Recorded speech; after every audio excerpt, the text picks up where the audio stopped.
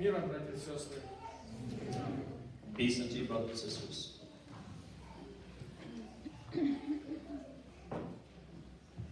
Сегодня я бы хотел прочитать из Коринфянам 2 главы с 12 главы 10 стихом. I would like to read from 1 Corinthians chapter 2, beginning at verse 12.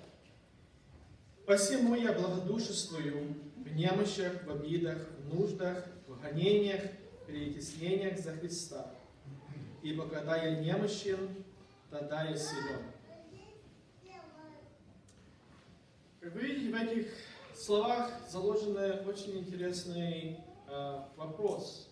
As you can see in these words, there is hidden a very interesting question.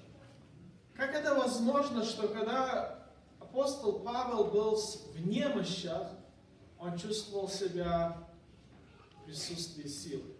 How is it that Apostle Paul, when he is in weakness, he felt this power within him? Как он мог иметь силу, когда он был немощен? How can he have power when he is weak? Мы просмотрим сегодня и пытаемся понять ответ на этот вопрос, но перед этим я хотел бы сделать маленькое предупреждение. We will look at this question and try to answer it, but before that, I'd like to make a warning. Когда мы рассматриваем того или иного человека, его дела, его действия, его жизнь, как в нынешнее время апостола Павла, мы должны обращать внимание, на что мы смотрим. Whenever we examine a person's life, like Apostle Paul, we have to be careful to see, understand what are we really looking at. Жизнь человека Божия и его заслуги не есть заслуги того человека. The life of a man of God and what he achieves is not the achievement of that specific person. Это есть заслуга Божия и проявление Божьей благодати. This is actually an achievement that God made, and it's a showing of His grace. Это исполнение Божьей воли. This is God's will coming to pass. И в любое время, когда мы обращаем внимание на таких великих служителей Божьих, мы должны быть очень осторожны, не стать человекопоклонниками. And anytime we take a close look at big men of God like this, we have to be careful not to stop worshiping the man. Потому что в нынешнее время, как и в прошлом, очень часто люди становятся человекопоклонниками, но не поклонниками великому Богу. Because today, as in years past, oftentimes people begin worshiping the man, the person, instead of worshiping God. И теперь мы обратим внимание на ответ и поиски ответа, почему же апостол Павел был силен, когда он был немощен. And now let's look at this question: how is it possible for Apostle Paul to be strong when he is weak? И для этого одним из интересных моментов должны обратить внимание на то, откуда у человека приходит сила. Где же источник силы? So one of the things we should look at is, where is the source of a person's power? Where does he get that power? И для этого мы обратим внимание на одного довольно известного человека в Слове Божьем, и это Голиаф. And to see this more clearly, let's take a look at a very famous person from the Bible, Goliath. Смотря на эту историю, мы всегда смотрим со стороны Давида, но я не очень часто слышал и рассматриваю со стороны Голиафа и обращение на то, кем этот человек был. Oftentimes when we hear the story, we look at it from the perspective of David, but let's try to look at it from the perspective of Goliath. What type of person was he? Давайте прочитаем с 4 главы, 17 главы Царств, 1 Царств, 4 стиха. Let's read 1 Samuel, chapter 17, verse 4. «И выступил из стана филистимлянского единоборец по имени Голиаф из Гефа. Ростом он 6 локтей и пядей, медный шлем на голове его, и одет он был чешуйкою броню, и вес брони его 5000 сиклей меди. Медные наколенники на ногах его, и медный щит за плечами его. И древко копья его новых ткачей, а самое купило его 600 сиклей железа. И пред ним шел оруженосец. Обратите внимание, какой этот человек был и что он на себя имел надето. Take notice of what type of person he was and what he had on him. Он был большой, он был силен, он был одет в броню, скажем так, самое защитное, что могли в то время носить, у него это было. Notice he was very large, he was very strong, and he was wearing an armor that was the most protective that they had back in that day. И в 8 стихе, и сказал он, кричал полкам израильским, говоря им: зачем вышли вы воевать? Не филистимлянин ли я, а вы рабы Сауловы? Выбирайте себе человека, и пусть идет ко мне. Если он может сразиться со мной и убьет меня, то мы будем вашими рабами. Если же одолею его и убью его, то вы будете нашими рабами и будете служить нам. Обратите внимание, что здесь он имел дерзкость сказать, что если вы победите, я пойду за вами, если вы проиграете, вы будете нашими рабами. And notice here he had this sort of gall to say, if we win, you will have to be our slaves. If you win, we'll be your slaves. Думаете, этот человек считал, что он проиграет? Do you think this person thought that he could lose? Думаете, у него даже в голове было представление, что он проиграет маленькому и будет убит маленькому, скажем так, человечку по сравнению с ним? Do you think in his mind he had the possibility that a little guy would have defeated him? Да никак. Impossible. Он был уверен в своей победе. He was certain of his victory. И не только он, все филистимский стан был уверен в этой победе. And so was the whole Philistine army. Но мы читаем в 51 стихе, как Давид победил его, и мы читаем: тогда Давид побежал и наступил на филистимлянина, взял меч, вынул его из ножа, ударил его, отсек ему голову. Филистимлянин увидели, что силач их умер, побежали. И поднялись мужи израильские и иудейские, воскликнули, и гнали филистимлян до входа в долину и до ворот Акарона. И падали поражаемые филистимляне по дороге Шаримской до Гефа и до Акарона. Обратите внимание, что здесь мы видим, здесь были два войска, они были сильны, они могли дальше воевать. Почему вдруг поражение одного человека, который надеялся на свою силу, вдруг целое войско бежит? Notice we have two armies here that could have fought, but why is it that when one person was defeated, that whole army of the Philistines fled? Есть некоторая закономерность в источниках силы. There's actually a law that is present in power circles.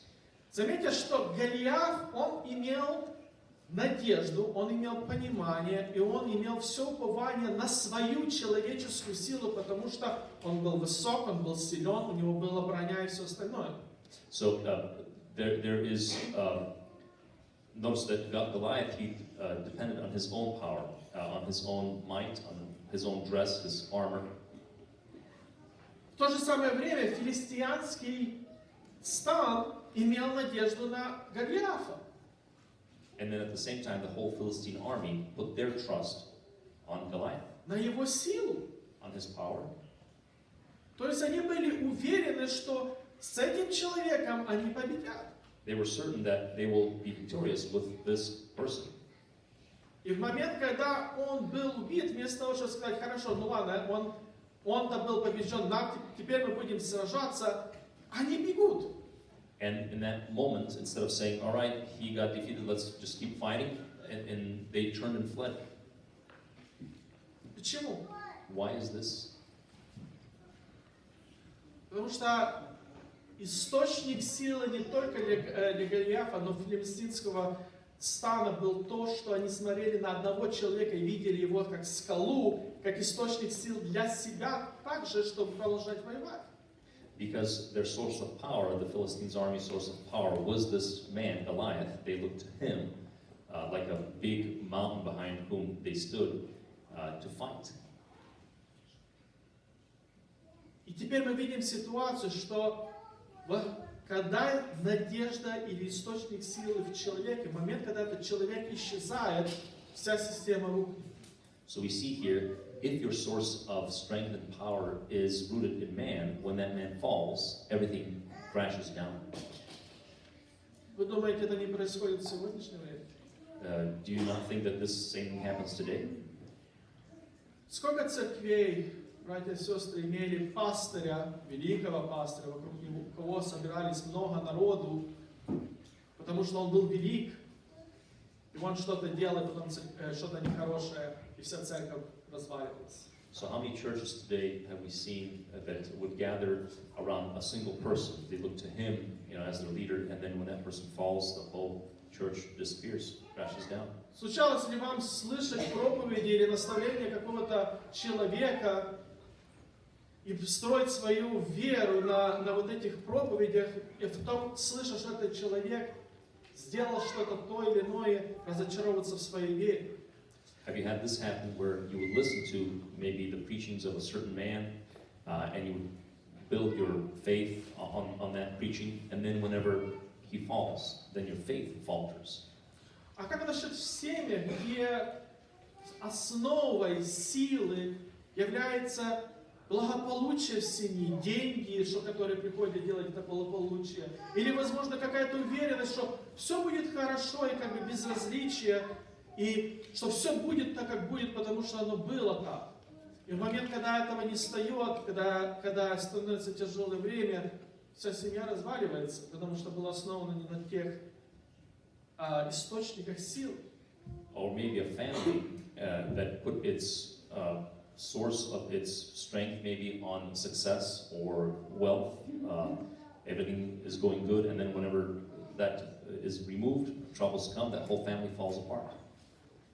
И таких примеров можно найти очень-очень много в нынешнее время, где упование есть на человека, человеческие силы, человеческие возможности, на то, где ты находишься, в какой стране ты живешь, какие люди вокруг тебя, на все, что есть в мире.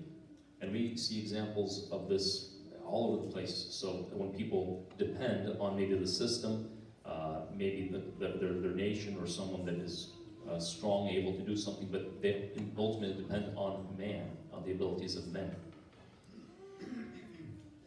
Давайте обратим внимание на другого человека в Слове Божьем. And let's take a look at another person in the Bible.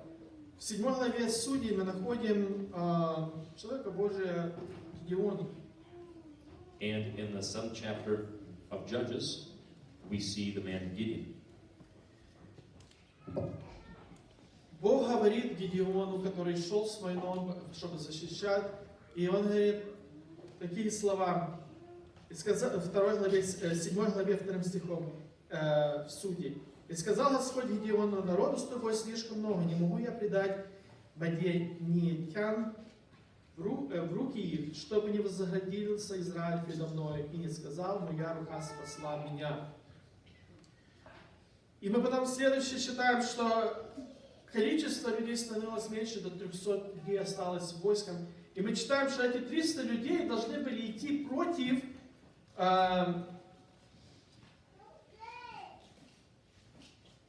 12 стихом. Мадьяне же и амаликитяне, и все жители Востока расположились на долине в таком множестве, как саранча. Верблюдами их не было числа, и много было их, как песка на берегу моря. Ну, то есть людей было, войско, которое они собирались сражаться, войско было большое. Невозможно победить с тем количеством, которым Бог в людских понятиях сказал, с каким они должны воевать. So we see that Gideon is told by God to remove some men from his army down to 300 people. And later on we read that they would actually fight against the Midianites, who were as great as the sands of the shore, an enormous amount of soldiers. Но между тем, мы считаем в 22 стихе, между тем, как 300 человек трубили трубами, Господь меч одного на другого. Во всем стане бежало ополчение до Певшиты цареві, до пределах Авел-Мехолы, Лиз Табафы. То есть Господь был силой для Гедеона. And we see when there were the 300 that blew the trumpets, the enemy just fled because God turned their swords against each other. In other words, God was the source of power to Gideon. И это не единственное место в Слове Божьем, где мы видим, что с Господом победа возможна. And this is not the only place in the Bible where we see how God makes victory possible. Что сила исходит от Господа. That power comes from God. В ситуациях, которые, возможно, невозможно преодолеть, но сила исходит от Господа. We see situations which look like nothing can be done, but we see that power comes from the Lord. Потому что Господь несокрушим. Because God cannot be defeated. Он всегда есть, был и будет. He always existed, He exists, and He will continue to exist. Кто может победить Бога? Who can defeat God? Кто может победить тех, кто идет с Богом? And who can defeat those that follow God? То есть наше время и времена, которые были до нас, всегда существовало два источника силы, на которые человек надеется. In other words, today, as well as in times past, there are two sources of strength and power that people can depend on. Надеяться на человека и то, что есть в мире, Either depend on man and whatever there is in the world, или надеяться на Господа. or depend on the Lord. Теперь давайте обратимся назад к нашему размышлению о апостоле Павле. Let's now return to our discussion of Apostle Paul. Я не буду перечислять, что написано в послании к Коринфянам, второе послание к Коринфянам, 11 главе, 21 и 30 стихом. В этих местах апостол Павел описывает свое служение и свое страдание Коринфянской церкви, что он пережил за Христа. In 2 Corinthians chapter 11, Apostle Paul lists what he suffered while serving Jesus Christ. Он работал очень тяжело. He worked very hard. Он был очень часто близок к смерти. He was oftentimes close to Он death. был в тюрьмах. He was imprisoned, В тюрьмах, не в тюрьме, в тюрьмах. in plural, in prisons. Он был побиваем камнями. He was stoned. Он 5 раз был бит палками по 40 раз каждый раз. He was 5 times beaten with sticks, 40 times or 39 times. Он часто путешествовал в местах, где была опасность, где были разбойники, где его же люди его не принимали. He oftentimes traveled through places that were dangerous. There were thieves and robbers, and even his own people often didn't accept him. У него часто не было ни пищи, ни питья. Often he didn't have much to eat or drink.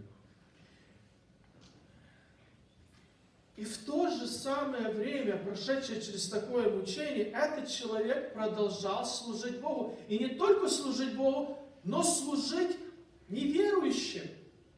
But going through all of this, all these hardships, he continued serving God, and not only doing this, but also serving the unchristians, Язычников. the Gentiles.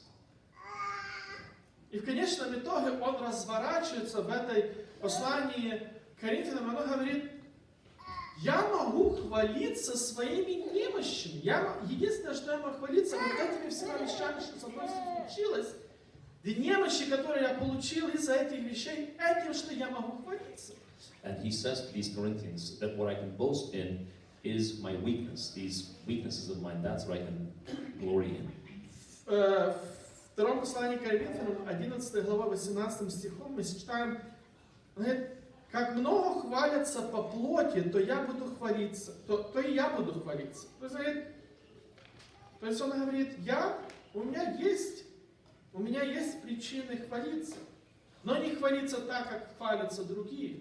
He says that I have reasons to boast, but not like the other people boast. Если мы обратим внимание на Коринфянскую церковь, в этой церкви было очень много проблем. If we take a look at the church in Corinth, this church had a lot of problems. У них были разные группы, у них были разные учителя, к ним приходили с разным пониманием о Слове Божьем, и там просто-напросто было страшное дело, скажем так. Не было никакого, они не были,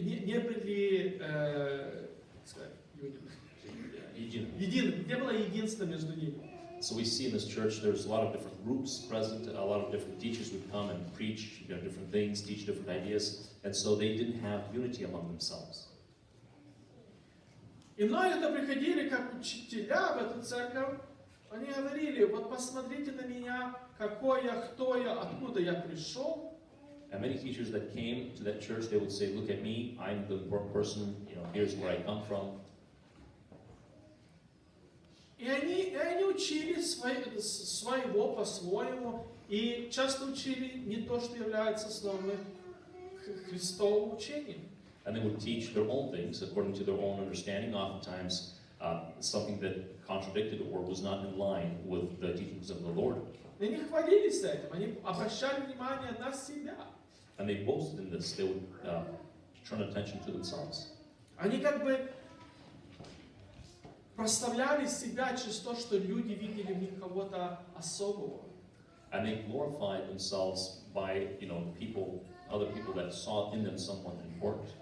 И как я уже сказал, это происходит и в нынешнее время. And as I mentioned, the same thing happens today.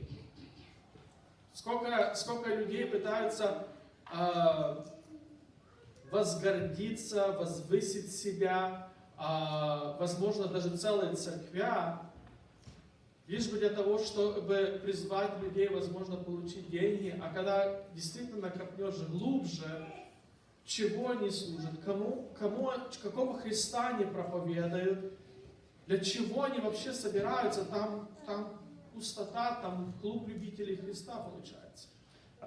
Same thing happens today, people that become important or they show themselves to be important, they gather a lot of people around them, but in the end, if you look, it's all made just like a club of Christians. И когда хорошо потрясти такую общину, и потрясти иногда имеется в виду, придет тяжелое время, уйдут деньги, придут гонения, все остальное, оно испарится, как роса на траве. But when such a situation, such a congregation is shaken, like, for example, when persecution comes or money disappears, it evaporates. This church will evaporate like the dew. Но обратите внимание на апостола Павла. Он был истинным служителем Божьим. But notice, Apostle Paul, he was a real servant of the Lord. Он и шел, и делал дела, спасая потерянных овец между язычниками, чтобы принести их Богу. He went along and tried to save the lost sheep among the Gentiles so that they would come to God. Его хвала себе, или он хвалился своими немощами, потому что его немощи было как видимое результат его труда.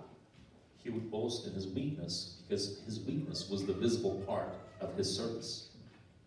Потому что мы видим, что он отдал все благи, все возможности, всю радость мира сего, который люди видят как радость, и посвятил себя полностью Богу. Он отдал, там Павла не было, он был видим Богом.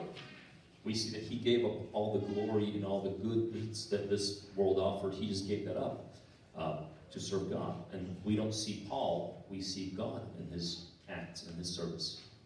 Он исполнял волю Божью. He was living according to the will of God.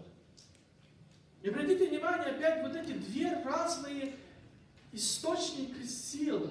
Одни надеялись на себя, на свою власть, на свое, откуда они пришли, возможно, что они знают. С другой стороны, у нас апостол Павел, который надеялся только на Бога и действительно служил только Богу. So notice again these two different sources of power. a person who depends on himself, his own abilities, and then Apostle Paul, who depends on God. И обратите внимание, по мирскому, по человеческому, скажем, правде, каким-то понятиям, кто бы мог бы протерпеть столько? Если в конечном итоге, если тебя били, если тебя издеваются, тебя выкидывают, тебя не хотят слушать, ты развернулся, пошел и оставил это дело. And I notice, according to man's understanding, a person that's beaten like this, like Apostle Paul was, constantly rejected, he just leave. He just say, I'm done, and leave the service. Нормальный человек в мире это бы сделал. A normal person in the world would have just left. Но апостол Павел не был нормальным человеком по понятиям всего мира. But Apostle Paul was not a normal person according to the understanding of this world. Потому что он был служителем Божьим. Because he was a servant of God. Его силы были от Бога. His power came from God. Его желание в этой жизни было спасти и привести Евангелие всем людям. His desire in this world was to bring the gospel to all the people. Но была ли сила, данная апостолу Павлу, бесконечная от Бога? But was this power that was given to Apostle Paul, was it limitless? Иногда возникает такой вопрос: если же я служу Христу, если же я иду за Богом, почему же у меня столько страданий, почему у меня столько мучений, почему Господь просто не сделал, чтобы у меня была прекрасная жизнь, и все было хорошо, и не было бы никаких проблем? Oftentimes people ask this question: if I'm serving God, if I'm following God, why do I have all these problems in my life? Shouldn't, if I'm following God, shouldn't I be taken care of and be blessed and shouldn't have any issues? Если Бог это источник великой силы и поддержки, почему эта великая сила и поддержка не приходит ко мне в той полноте, в которой я чувствую, что я ее должен получить? If God is the source of strength and power for me, why oftentimes does that strength and power not come to me in my time of need? Почему мы чувствуем себя слабыми? Why do we feel weak? Мы читаем в Коринфянам 12 главе,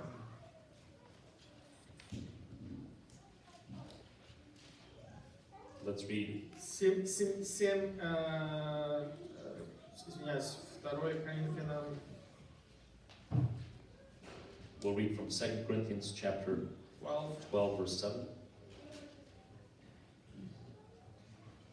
И он описывает, как он был взят до третьего неба, в третьей персоне, скажем так, но он потом говорит: «И чтобы я не превозносился чрезвычайностью откровений, дано мне жало в плоть, ангел сатаны удручал меня, чтобы я не превозносился. Трижды молил я Господа о том, чтобы удалил его от меня. Но Господь сказал мне: довольно тебе благодати моей, ибо сила моя совершается в немощи. И потому я гораздо охотнее буду хвалиться своими немощами, чтобы обитала во мне сила Христова». He talks about how God gave him a weakness in his flesh, so that way the power of God can be manifest through him.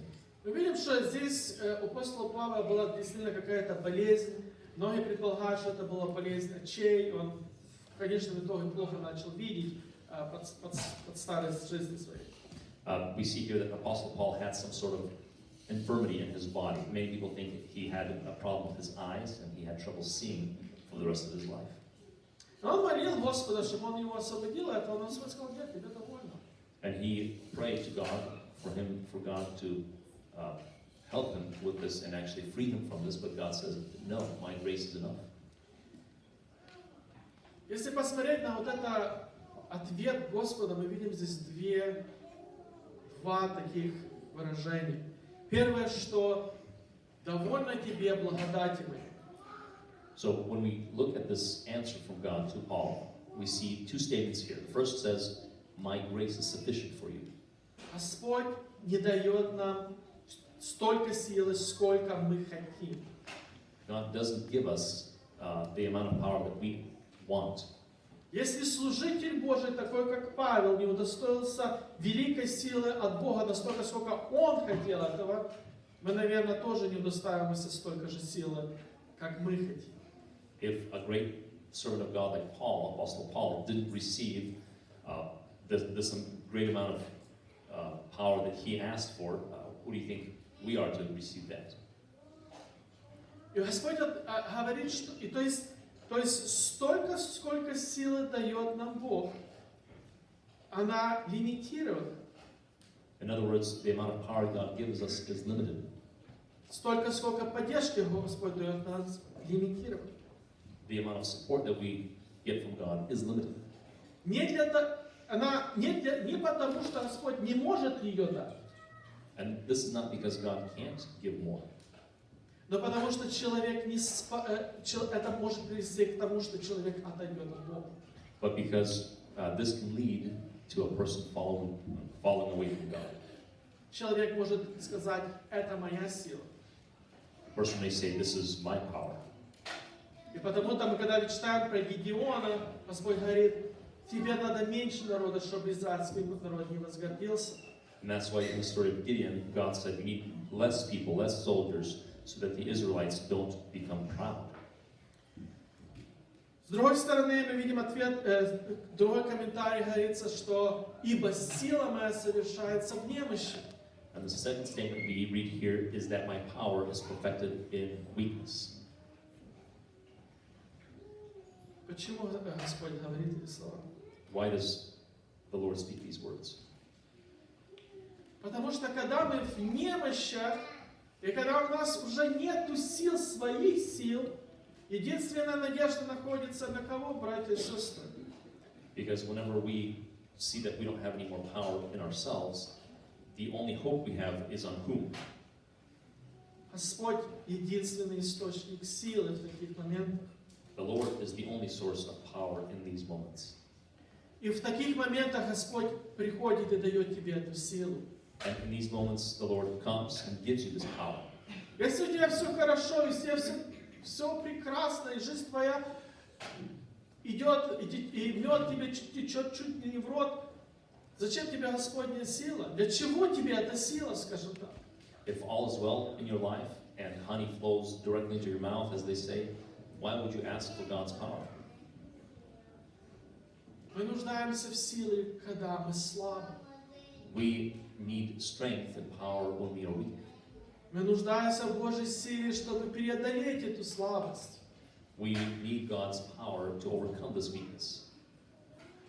Но для чего? But for what? Для того, чтобы Господне Слово, Господне дело продолжало исполняться. So that God's work would continue, Даже когда мы слабы, even when we are weak, даже когда сил нет. even when we don't have any strength. Задамся таким вопросом тогда. Let's ask ourselves this question. Неужто для того, чтобы получить Божью силу, мы должны жить жизнью апостола Павла, где мы постоянно страдаем, где мы биты, побиты, где мы не в здоровье, где у нас мучения и так дальше? Неужели это единственное время, когда мы можем рассчитывать на Божью силу? Does this mean that in order to get God's power, we have to be in a state of misery like Apostle Paul, weak and beaten and without food? Некоторые люди, не знаю, раньше, возможно, даже и сейчас, ищут такого пути.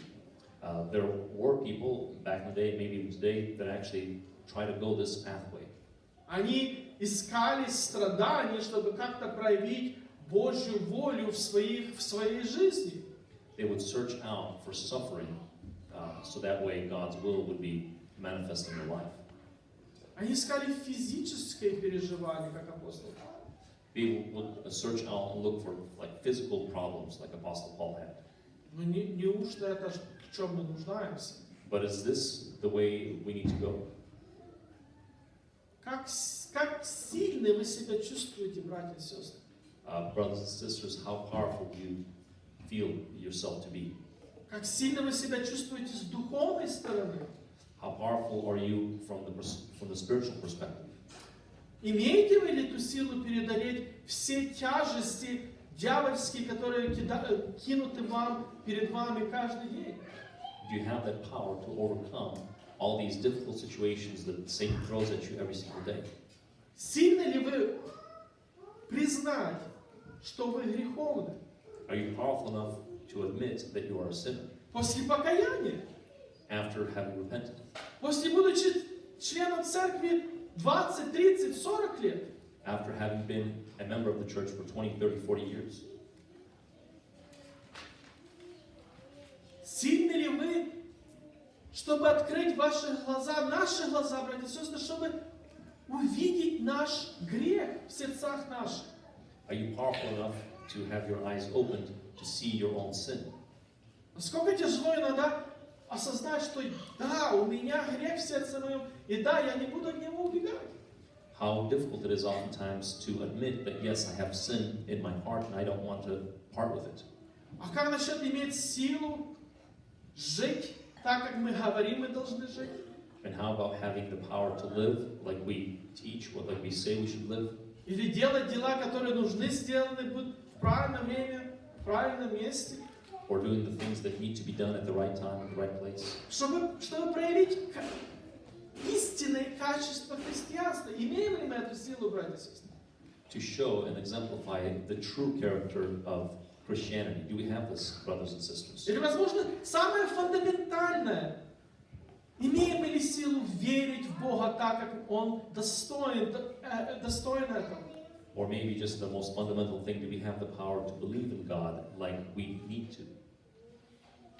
Или имеем ли мы силу противостоять дьяволу и его козням? And do we have the power to stand against the devil and his schemes? Те, кто следует за Христом,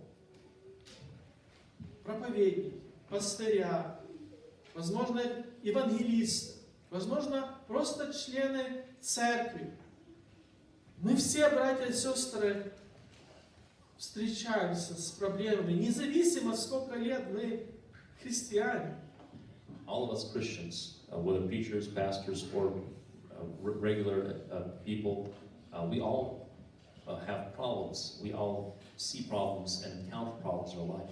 У апостола Павла жизнь была, он отдал свою жизнь, у него были физические проблемы, он не шел между людьми объяснить Слово Божие. Но мы, братья и сестры, встречаемся и с такими проблемами, но и с проблемами нашими духовными проблемами. Apostle Paul, who went to preach the word to others, suffered these issues, but we also have our own issues, spiritual issues. Я гарантирую, что здесь нету ни одного человека в этом собрании, у которого постоянно не идет какая-то хоть чуть-чуть борьба в сердце за Христа и правильный путь. I guarantee that there's not a single person here that does not battle in his heart with the idea of going along the right path for Christ. Потому что если мы говорим, что мы христиане, но мы не боремся со грехом, мы не боремся и не справляемся, не ищем недостатков в себе. Я замечу, иногда недостаток новый может возникнуть, которого раньше не было. Если мы не боремся с ним, мы не воюем правильно, и мы не просим силы Господней. Because if we don't constantly battle with the sin within us, and oftentimes a sin that we haven't seen before, if we don't battle this, then there's a big problem. Но я обещаю вам, и Слово Божие обещает это, и Бог обещает это, что если когда нам самое трудно, когда мы стоим в борьбе, и у нас есть выбор сделать, пойти направо или налево, поступить правильно или неправильно, остановить нехорошее дело в сердцах наших, и мы молим Господу, Господь пошлет нам силы преодолеть это дело. But I promise you that whenever we are standing at the intersection to do the right thing or the wrong thing, to be proud to God for strength, God will give that strength to make the right decision.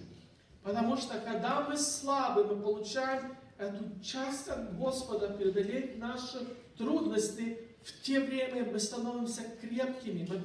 Мы получаем крепость и силу от Бога, крепость и силу преодолеть дьявола и идти путем Божьим. И это наша сила в Господе.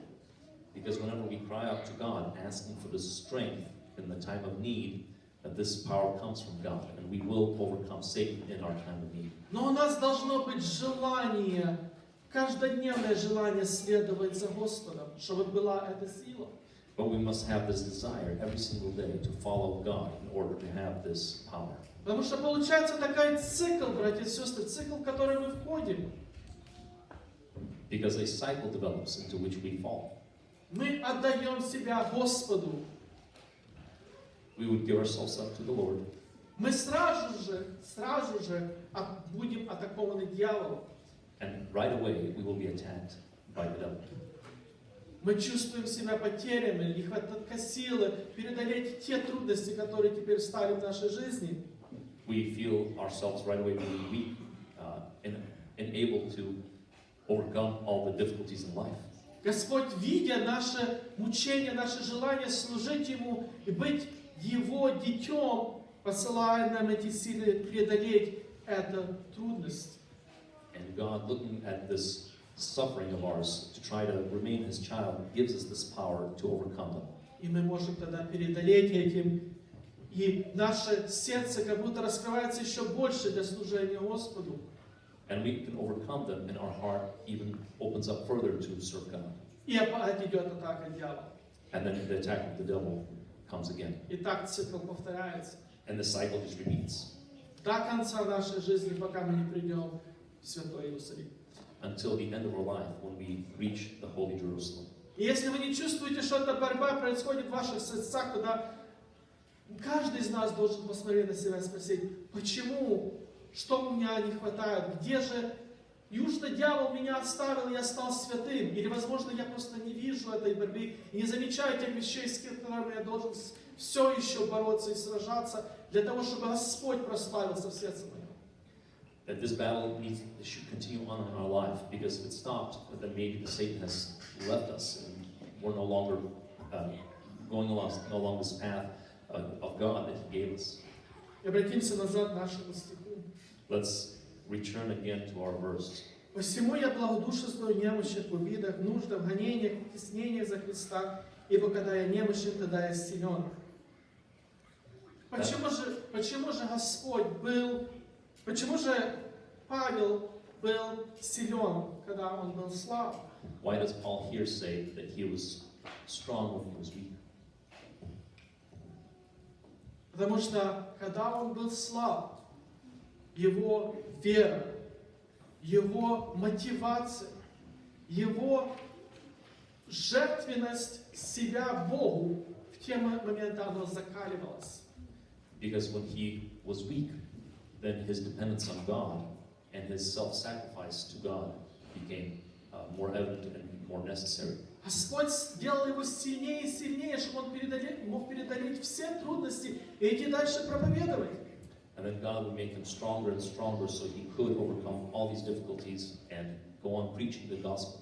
В те моменты, когда он был слаб, он делал самые великие дела в своей жизни, потому что Господь был с ним. In those moments when he was weak, he would make the greatest deeds because God was with him.